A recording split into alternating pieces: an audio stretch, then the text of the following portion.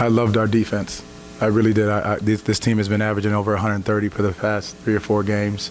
Our guys' ability to sit down and guard, take the game plan, and execute it the right way. The energy, the spirit, the joy that these guys played with tonight was fun to watch and be a part of for them.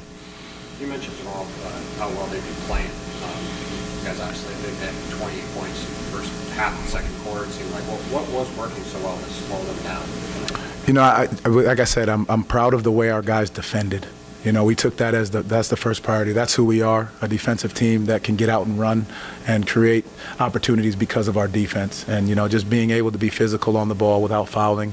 Obviously, we'll have to clean up some of the silly fouls, but our ability to guard the right way, make it tough on them, contest all shots, keep them off the three-point line. This is a team that had been coming in shooting, you know, 47-something threes per game. So just to limit them to that and get them into our ranges was what we tried to do. Do you have any update on Powell? No, just a left growing strain, and we'll evaluate him when he gets back to Orlando tomorrow. Did you see it? Anything, or did he just come back to the bench? No, there was a moment he was going up and down the court. I think it was a quick turn, and then I just saw him pause for a second. I looked at him, just try to see where he was with it, and then he just, you know, I got him out of there before anything changed. You guys play pretty physical brand of defense, and that hasn't been rewarded so far in the NBA league-wide, like we talked about.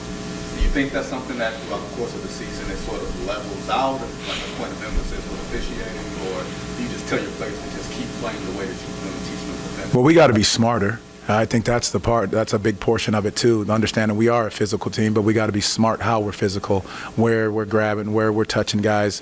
A lot of those things, they happen in the lane. When those guys go up, you got to make sure you're showing your hands. I'm screaming it on the sideline. We got to make sure we're communicating that with our guys. When they break that three-point line in that plane, we've got to be able to show our hands. Jamahl, you had to play stretches without Powell last season. When a guy like Dez in the lineup can also score and command gravity, you know, when he's out there, you know, how much of an advantage is that to have this? I mean, it is an advantage. I mean, understanding who he is. He's a guy that has been making plays for a long time. He's played point. He played point in college. He did it when Ja was out in Memphis. And I think he's able to make plays down the stretch. And that's what he's comfortable doing. That's what he's capable of doing. And our guys trust him to know he's going to make the right play. Jamahl, this team was also part of the reason they were scoring so many Knicks. Part of the reason they were scoring so much was just the work on the offensive boards. Helping the 10 tonight, which is a pretty good number for pulling them off and then Mitchell Robinson plays. What do you feel like is the trick to keeping a team that crashes the way they do, like that high side crashing? Detailed fundamentals. It's very simple. When that shot goes up, you don't watch the ball. You go find a body, you put a body on him, you hit him, and then you go pursue the rebound. Now, obviously, they shoot a lot of threes, so it's long shots and long rebounds, so you don't want to get pushed underneath the basket. So you've got to circle that free throw line area and find the guys on the three-point line so they're not flying in. You've got to make contact first before you allow them to get you inside the line. With the way that like so many teams are crashing the boards in that way, like the high side crashing and stuff, where they're hitting you guys, do you have to, the fundamentals of boxing out, is that any different now? No, and I'll repeat it again. It's the same thing. You've got to, when the shot goes up, you don't watch the ball. You go turn and check to see if that man is flying in. You make contact with him, and then you've got to know where that ball's flying off, and then you go pursue it after you've cleared the box out. You don't just go chase the basketball. You've got to put your body on him and make sure that once it's secured, then you can get out on the break. What does it say about Franz? Slaps his mask on and comes out and plays the way that he does. It's Franz. You know, I think we've seen over time what a competitor he is, what a winner he is. That he's going to find his way to do it, to get the job done no matter what. There was a point in that third quarter, I think there might have been 2:30 or 3:30 left. He just told me, "I'm good," and that's who he is. That's what he is. He's about trying to find ways to win, doing the right thing throughout the game, just because how much he cares about winning and cares about his teammates.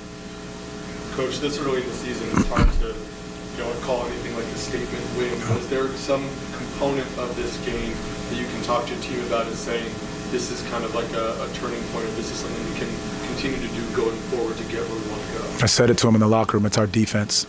It's our defense. This is a team that has been averaging, close to 130, and our ability to sit down and guard.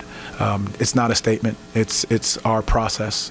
If we can sit down and guard the right way every single night, trust the pass, share the ball, get out on the break and convert on the break, and do a better job defending without fouling, that's our process, and the result will take care of itself. But we've got to continue to focus on our process, and it starts on the defensive end of the floor.